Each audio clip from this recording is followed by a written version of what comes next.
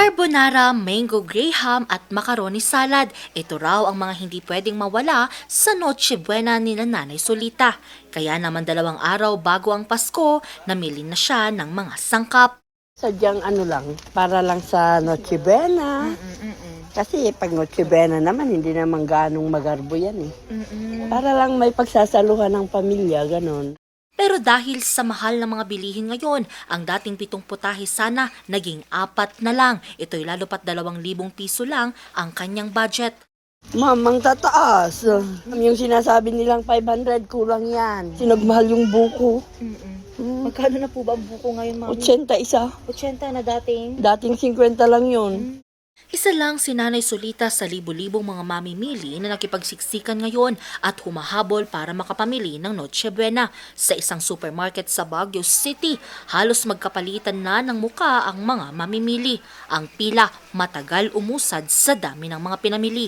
Yung sa dagsan naman natin sa mga suki shoppers natin ngayon dito is okay naman yung flow natin, nakokontrol pa rin natin yung foot traffic, and of course, ito nga, yung na-excite na dahil ngayon December 22 na ilang araw na lang, Pasko na talaga.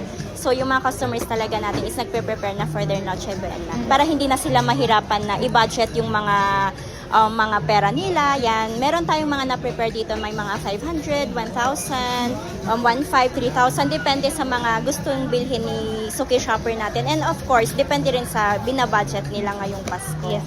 Bagamat dagsaan ang mga mamimili, mayroon pa rin naman daw silang supply ng mga Noche Buena products. Ang hamon, nagkakahalaga ng 300 to 600 pesos, depende sa klase.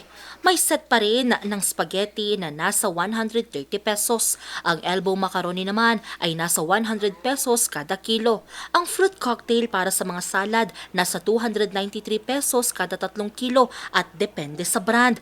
Ang kaong at nata de coco naglalaro sa 75 pesos hanggang 80 pesos. Ang all-purpose cream naman ay nasa 67 pesos.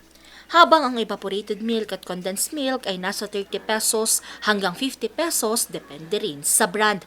Prepared naman po tayo. Actually, nasa third quarter pa lang tayo is prepare na natin yung mga kakailanganin natin for the holiday season. Marami talagang magdadagsaan for the preparation for their Noche Buena. I-extend po natin if ever. Until what time, ma'am? Siguro may 30 minutes, 8.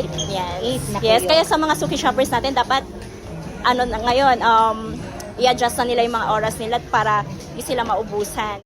Nauna namang tiniyak ng DTI na wala ng paggalaw ang presyo ng mga Noche Buena products habang papalapit ang Pasko at Bagong Taon. Payo rin ng ahensya sa mga mamimili, suriing mabuti ang expiration date at kalidad ng mga Noche Buena products bago bilhin. Angel Arquero, RNG News.